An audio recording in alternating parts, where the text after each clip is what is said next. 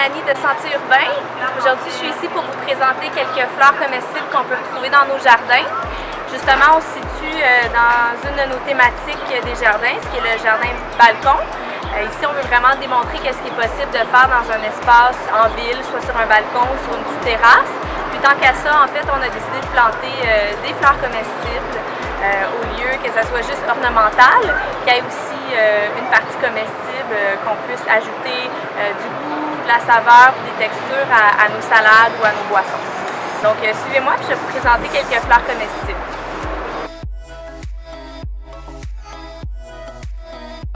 Donc ici, on retrouve la tagette, qui est une fleur qui fleurit de juin à septembre. Puis il y a certains cultivars, en fait, qui ont des goûts d'agrumes, comme celle-ci ici. On l'appelle le safran des pauvres parce que ça a une odeur quand même assez parfumée. Et en plus, elle repousse les pucerons dans nos potagers, donc à marier avec certaines plantes potagères comme la tomate. Puis on peut s'en servir dans de la limonade, des salades, on peut faire des tisanes avec, on peut même faire des beurres aromatisés, puis des potages. Alors ici on retrouve la camomille, c'est une de mes préférées en fait. Ce qu'on peut faire avec celle-là, ce qui est le plus populaire à faire, c'est une tisane, parce qu'elle a des vertus très apaisantes, anti-inflammatoires, c'est vraiment bon contre l'anxiété, puis la digestion aussi. Ça favorise le sommeil. On peut même manger les petites feuilles, les jeunes feuilles en fait quand ils commencent à pousser pour agrémenter nos salades, mais en petite quantité parce qu'ils vont quand même être très amers. Voici la capucine, c'est une fleur qui est très facile d'entretien, qui est un peu grimpante, donc non seulement c'est beau aussi, c'est aussi comestible. On peut manger soit les feuilles ou les pétales de fleurs. Ça a un goût qui est quand même un petit peu plus épicé, qui va ressembler au radis.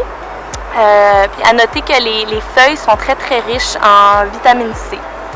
Puis, comme les tagettes, les capucines vont venir éloigner certains insectes ravageurs, comme les pucerons.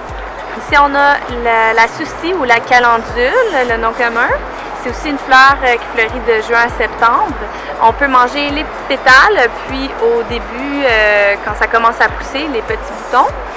Qu'est-ce qui est intéressant à propos de la calendule, c'est qu'elle est aussi médicinale.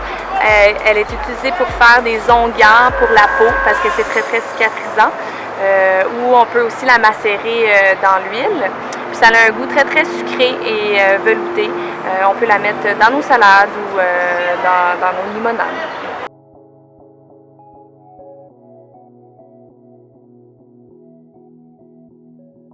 Alors voici la belle salade que j'ai créée avec les fleurs comestibles. Ça vous donne un petit exemple de comment on peut être créatif avec nos plats.